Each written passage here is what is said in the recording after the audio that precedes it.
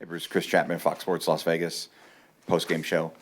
We found out about 30 minutes before the game that Victor Olofsson was going to be out, but Lisinski gets the call. He scores early. Just how big of a boost is that? And maybe how difficult is it for a guy who finds out on such short notice to come in and provide that spark for you early on? Yeah, we had an idea this morning. You don't know. You're going to give it the afternoon. Sometimes players feel better. They wake up, they're not good, and they kind of have their nap in the afternoon and still are not good. That's what happened with Victor. I think he would have loved to play this game, but we got to be careful too if it's a viral thing around the guys, etc. So Lisinski knew that he was on kind of call, that he may have to go in. So he at least go through the preparation part. Big goal for him. Happy for him, right? Different guys are contributing for us, especially in this run. So. And he got it going to the net. Wasn't lucky. It was a good play. Good play all around. Whitey to follow it up and then get it to the net. And so happy for him. Victor, hopefully, it's a short-term thing. We won't know again. We're off tomorrow, so that's good. Get guys away from the rink, and hopefully it doesn't go through, nothing that would go through the team or affect other guys in the locker room. Your defense or your blue line is top 5 in the league in scoring. Noah Hannafin kind of mentioned that the transition and the rush for you guys has been a big difference. But what have you seen between this year and last year that's made a difference for your blue line just scoring as many points as they have? It's a good question because I think it's a lot of the same guys. So maybe they're just been encouraged a little more to get up. Maybe last year we were not going as well, so we're more focused on defense. I'd have to kind of peel back some layers in my brain here to figure out where we were last year at this time exactly in our team kind of state. I feel right now that our blue line has continuity and has for a while now. They're the same 6 guys every night, same pairs. It's pretty clear understanding of what they can do and their abilities and what they can get away with and how they can create offense.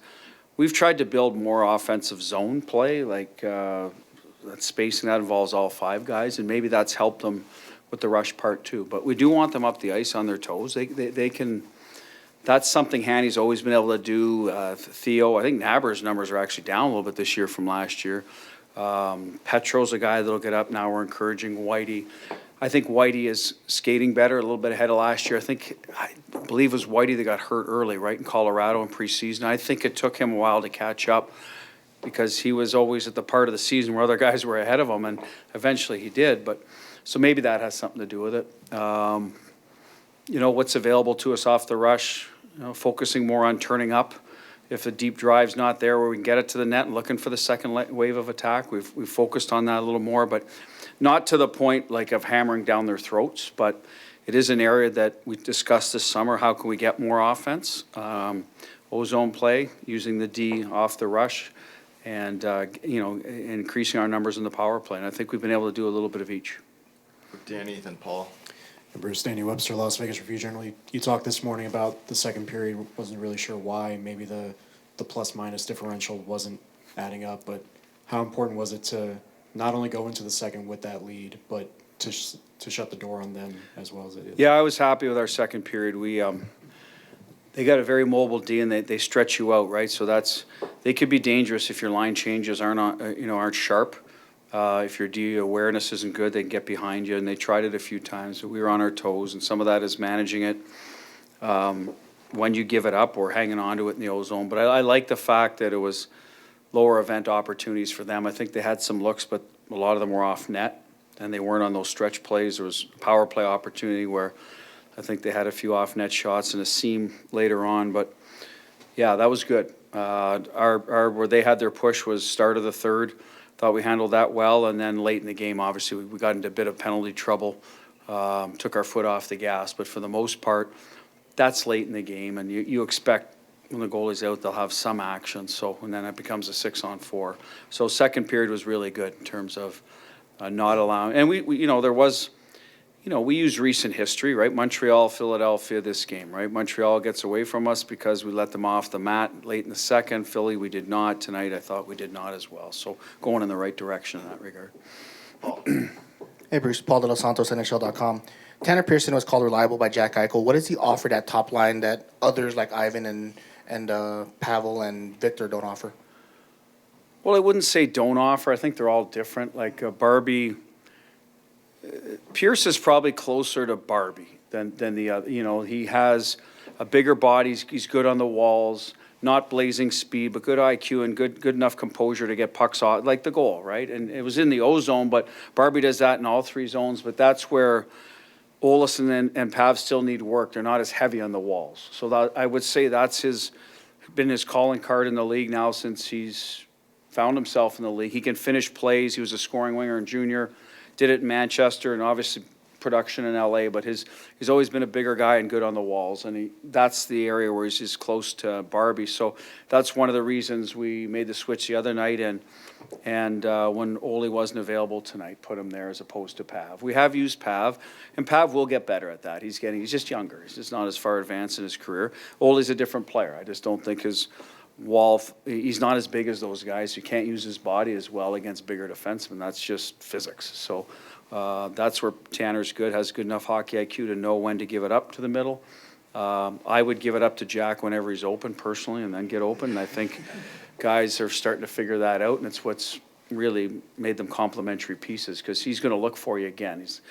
He's that type of player, and we saw it with the goal to Stoney and quite a few goals this year. We'll take two more. Alan and Alex.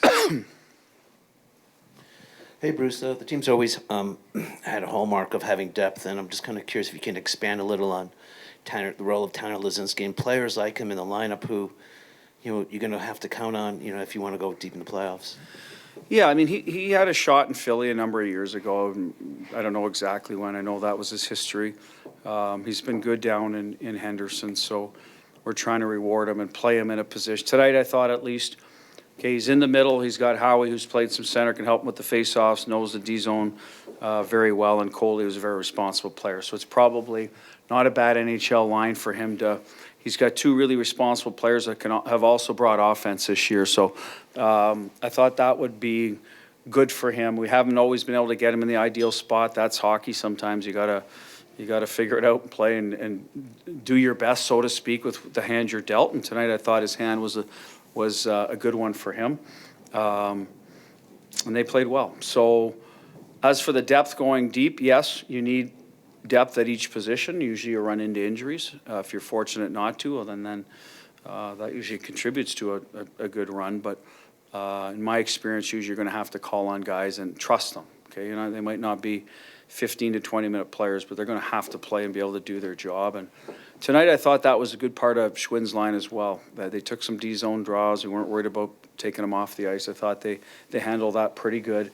They have to be able to get a little more O-zone possession, and just so they're not always defending. I think that'll be the next step for them. That's the hallmark of a real good kind of bottom of the lineup line, where they can wear the other team out, frustrate their D by hanging on to pucks in the O-zone.